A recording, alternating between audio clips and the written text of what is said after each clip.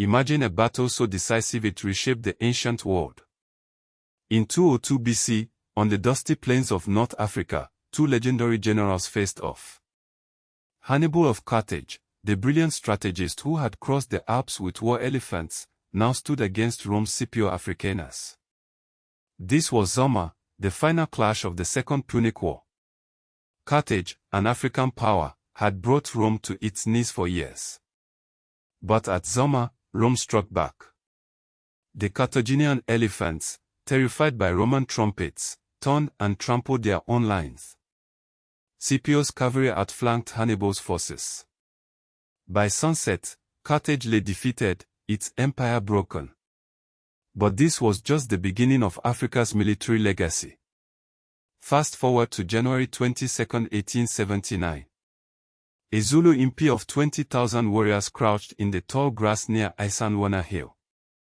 Against them stood 1,800 British redcoats, armed with rifles and artillery.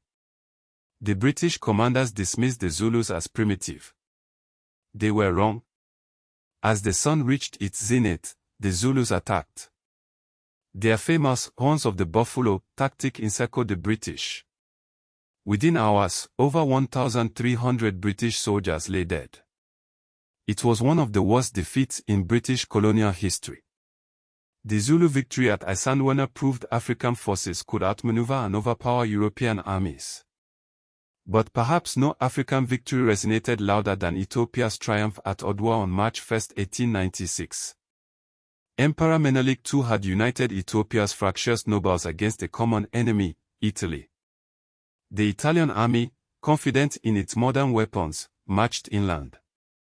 Menelik's forces lured them into the mountains. When the battle began, Ethiopian warriors outnumbered the Italians nearly 4-1. They attacked from all sides, using the terrain to neutralize Italian artillery. By day's end, Italy's colonial dreams lay shattered.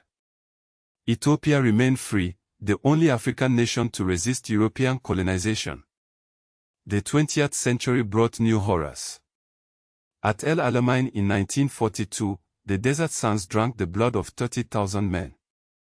This was the turning point of World War II in Africa. British General Montgomery faced Germany's desert fox, Erwin Rommel. For 10 brutal days, tanks clashed across the Egyptian desert. When the dust settled, the Allies had won.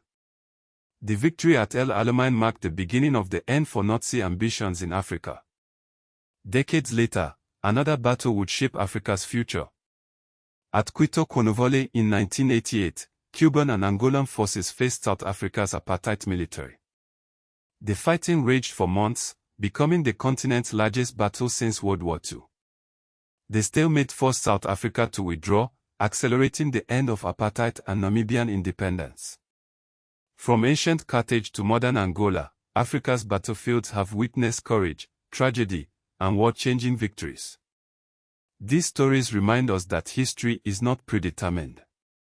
Against overwhelming odds, African warriors and strategists defied empires and forged their own destinies.